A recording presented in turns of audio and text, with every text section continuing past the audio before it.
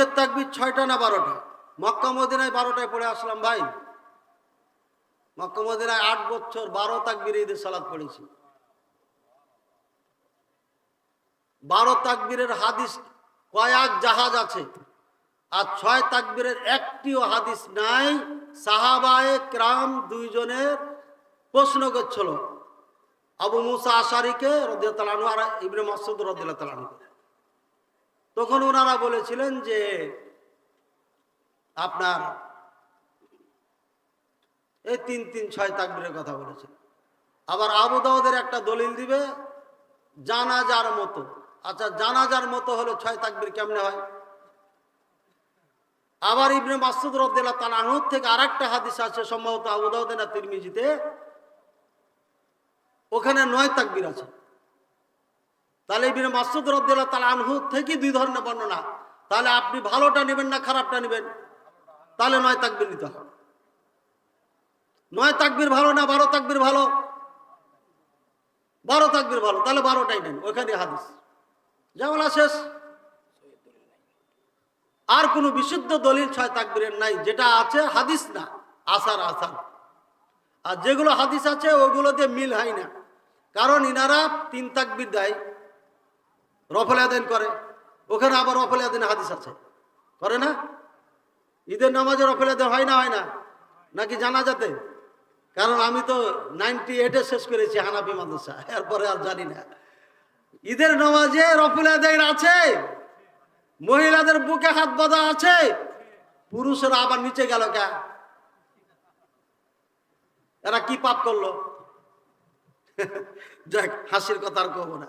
আমি এই প্রশ্ন ওস্তাদকে করেছিলাম, ওটা হাসির কথা। তাহলে ভাই আপনি এখন কোনটা নেবেন এটা আপনার ব্যাপার। এখন আপনি বলবেন 20 রাকাত ভালো না 8 রাকাত ভালো?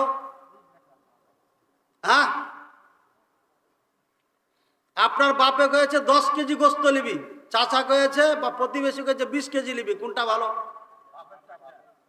এটা তো বুঝেছেন ভালো কথা। বাপেরটা যে কম, প্রতিবেশী 20 কেজি বলেছে, ওটা ভালো না?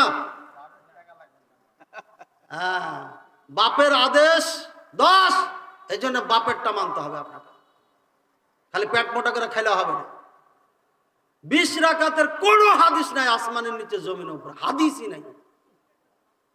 যারা বলে মিথ্যুক,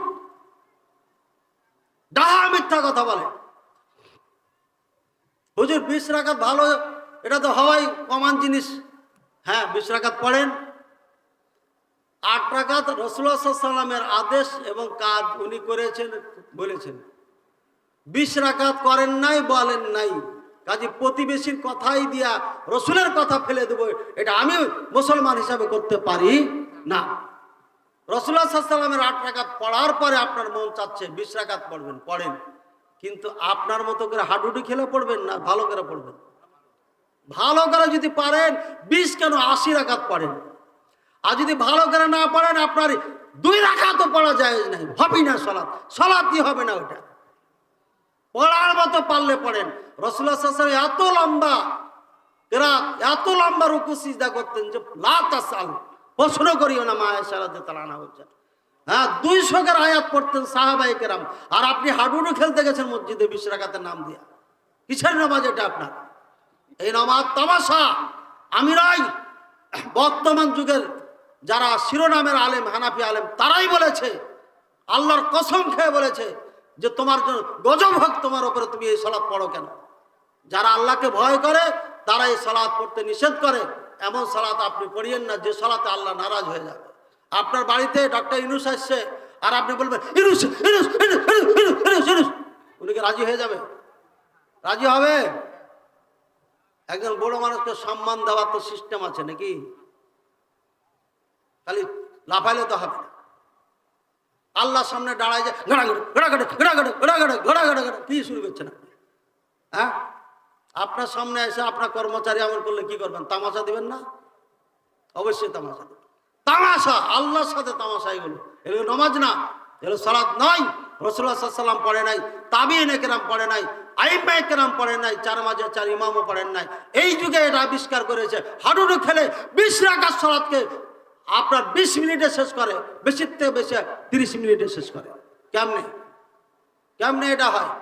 অসম্ভব, এইভাবে আর কখনো নামাজ পড়বেন না। যতটুক পড়েন আরামে পড়েন। 8 রাকাত যদি আপনি ঠিক মতো পড়েন, আল্লাহ আপনাকে যা দিবে আপনি নিতেই পারবেন না। এরপরে যদি পড়েন, একা একা পড়েন, এটা শেষ হয়নি।